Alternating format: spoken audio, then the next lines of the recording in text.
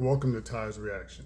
I'm Ty. Today we are going to cover a classic play by Lorraine Hansberry called A Raisin in the Sun. But not only that, we are going to focus on Walter.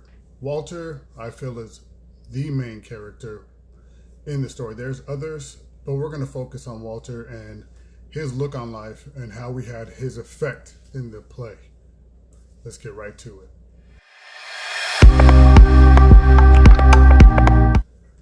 So for those of you who have never read this play or seen the movie, Raisin in the Sun is about a lower class black family who lived in the south side of Chicago. Even by today's standards, south side of Chicago is a very rough and notoriously known rough city. They call it Chirac by all the violence and killings that go on there. So this story took place in the 1950s. So back then, we're going to look at socially how this family was viewed upon, and then the inner dynamics of the family. In particular, so there's Mama, Walter, Benita, his wife, but we're going to go into Walter. Okay. Walter was a chauffeur who had huge aspirations. He wanted all life that can give to him, plus some. But as far as the aspirations went, he made it seem like it's much bigger than what it really was. He wanted to own a liquor store. It says a lot about the personality when you think about it in this story. So one of the lines that he said in the story, and I'm going to read it for you. Act 1, Scene 2. Mama, you know it's all divided up. Life is sure enough between the takers and the tookens. So if you think about that, I feel that he is looking at life as you're the shark or your food. There's no gray area. There's only one or the other. And guaranteed, he is going to be a shark. There is no way he is going to accept himself to be anything else but a shark. He is absolutely not going to be food. Now, the next line from him is going to be what I feel is the most powerful line in the entire play. It expresses and it shows you the exact dynamics of his character and him in general. Act 2, Scene 2, it says, I want so many things that they are driving me kind of crazy. Mama, look at me. That's a powerful line. He wants so many things, not to be a doctor, not to be a professor, not to be a lawyer, not to be an actor, none of those things. He wants materialistic things so bad. Now, what probably fuels this obsessity with it is he's a chauffeur. Chauffeurs typically drive people who are more well off. So he's dropping them off at these extravagant places. They're wearing all this jewelry and talking about all these places they're going to go and everything else. And I feel that after he drops them off, in my head, he drops them off, he's sitting in his limo, and then he starts just punching the steering wheel because he wants to go in that establishment so bad. He wants to be on the other end. He wants somebody dropping him off by any means. Okay. So when you look at that, that is him. Okay. Now, the reason this correlates with me is I know people like that in my family, or people I know in general who have been like that. And most people, I feel like they know somebody who is very materialistic, that more so than they are worried about friendship or family. They even burn bridges. So this is why I think this particular character sticks out so much, because that is the character who a lot of people have encountered or personally know. Okay, so back to the story. The father dies. They're going to get a life insurance check for $10,000. Okay, Mama decides she wants to buy a house, and not just a house like around the neighborhood. She's going to go to this upper class white neighborhood, and she bought the house there. Okay, so they end up buying the house. There's a gentleman. He's the welcoming committee for the community. Although he's not that welcoming, he's polite, but he's not welcoming. And he offers to buy back the house. Now they deny the offer. They are not going to sell the house because he wants to buy it back because they're not a fit for the community. It's an all-white community. Okay.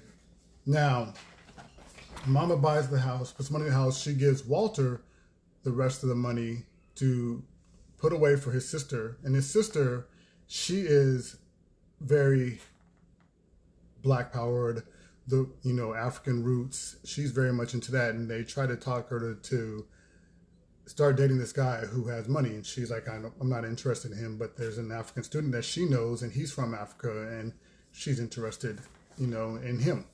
Okay, so, and Walter's wife is pregnant, but she wants to have an abortion. Okay, this is when things are starting to spiral down. Walter, like I said, he wanted to own a liquor store. He takes the money and gives it to an investor. And the investor takes off with the money. Not only does the investor take off with the rest of the money he was supposed to do something with, he also put his sister's college money, education money with it, and it took off. Everybody's upset with him. Mama starts hitting on him, and this is where things are still spiraling. He goes behind the family back and takes an offer to sell the house. Okay. And everybody's like, why would you do that? And it kicks in. This is where they shift Walter. Walter and his mom, being a mom, is like, win, lose, or fall, you're my child and I love you.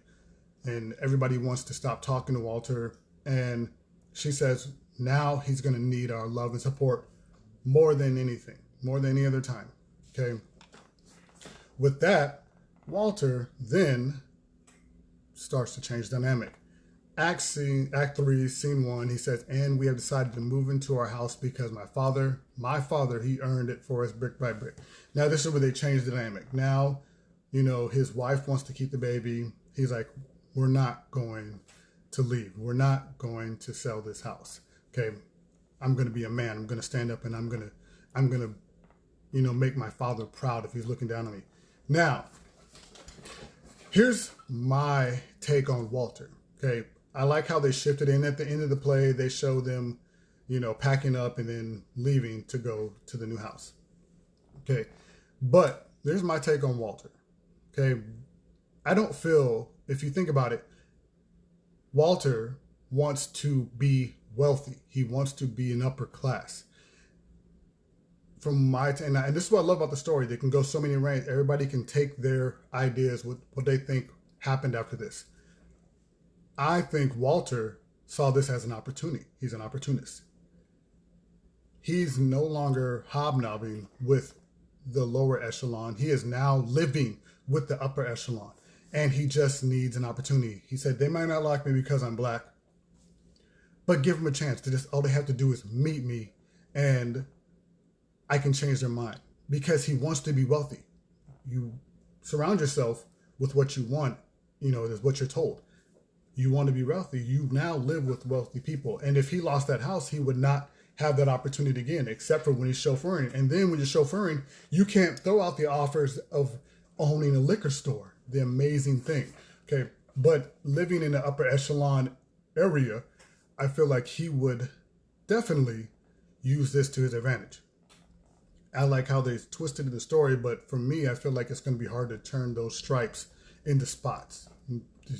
So if you look at it, this is another stepping stone to get that liquor store that he wants, or maybe other business adventures that he wants. He just has to be surrounded by those people to have that opportunity, and this is what he's using it. It's not that he changed and he's going to do his family values, but for face value, he acted like he was for his family. And this is all my perception of it. To get to where he wants to be, he had to be there. Not where he's at in a very bad lower class neighborhood. He's not going to get there. But an upper echelon neighborhood has better opportunity. So that is my take on A Raisin in the Sun. Great, great play, because you can go so many avenues. Get your mind just go so many different ways. You can look at it. And were they socially accepted when they got there? Did somebody finally give them a chance to be like, these are actually some really nice people, and change that person's views on how they perceived lower class black families? There's no telling what could have happened. Did the daughter go and do the African roots and stay with it and stay in Africa? There's so many avenues. This is why I love this story. I mean, I had to do it when I was younger anyway, but I know I've gone on. This is my take. What is yours? What do you see from who was your favorite character? What about Walter? What do you think happened? That's what all this is for. This is why we do the reactions. So this is Ty. Talk to you next time.